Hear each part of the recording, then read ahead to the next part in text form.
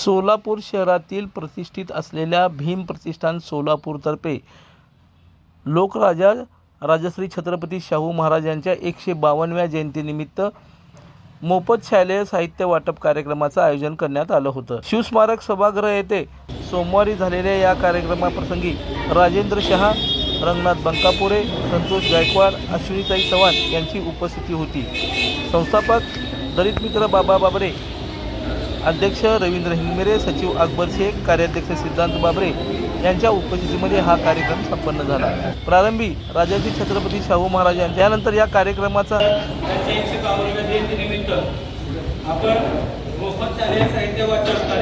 तसंच आयोजित केलेला आहे। तरी वीरेंद्र हिंगमिरे यांनी हा कार्यक्रम मागील 26 वर्षापासून सुरू असून यापुढेही असंच अविरत चालू राहील असं आश्वासन दिलं।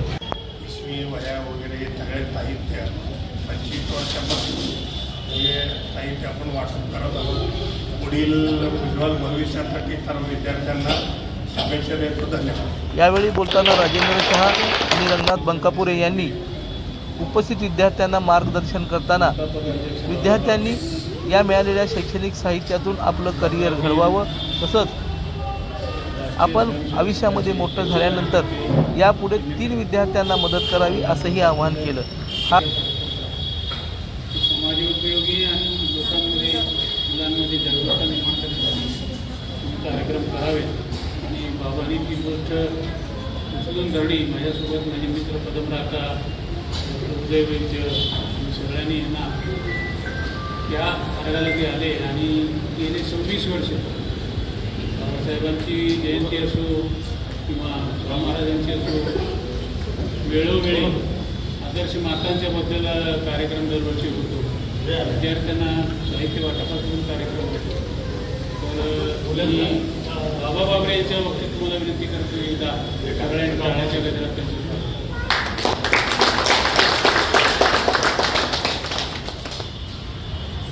गेली 26 वर्ष ही अखंड परंपरा चालू आहे आणि अशीच चालू आहे याची मला खात्री आहे।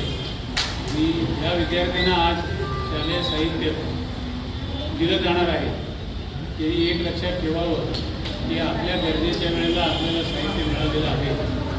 भविष्यात आपण ज्या वेळेला मोठे होऊ, आपण ज्या वेळेला सक्षम होऊ, आपण पण असंच लोकांसाठी काम करावं अशी तुम्ही आज तुम्ही निर्णय घेतला पाहिजे, जेणेकरून ही जी परंपरा चालू आहे मदतीची, ती आपण सलमान खानचं एक पिक्चर बघितलं असेल की तुम्ही एक गोष्ट 3 वेळा 3 लोकांना सांगा असं सांगून ती मल्टिप्लाय होत होतं।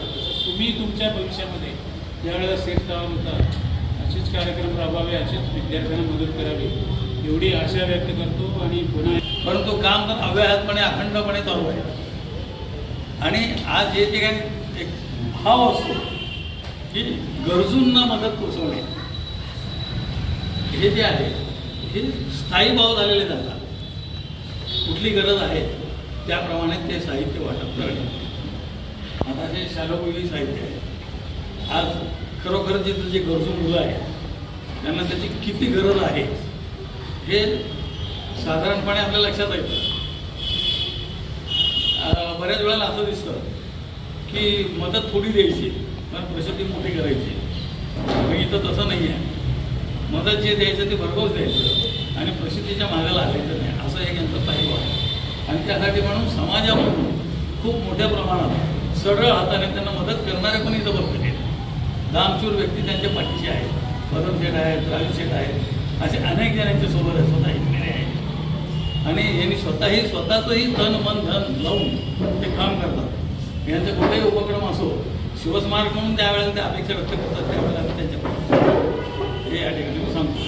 आणि आज ते जे काय तुम्हाला मदत मिळते ही मदत घेतो आणि भविष्यात आपण ज्यावेळेला मोठे होतो त्यावेळेला आपलं दायित्व एकच आहे की असंच आपल्या हातून सुद्धा एक मदत त्यावेळेच्या गरजूंना व्हावी, हा भाव आपल्या मनामध्ये निर्माण झाला पाहिजे। हा कार्यक्रम यशस्वी करण्यासाठी भीमराव माने, वैभव लोखंडे, प्रेम अंकुश, प्रदीप बाबरे आणि संस्थेचे पदाधिकाऱ्यांनी परिश्रम घेतले। कार्यक्रमाचं सूत्रसंचालन आणि आभार सिद्धांत बाबरे यांनी मानले।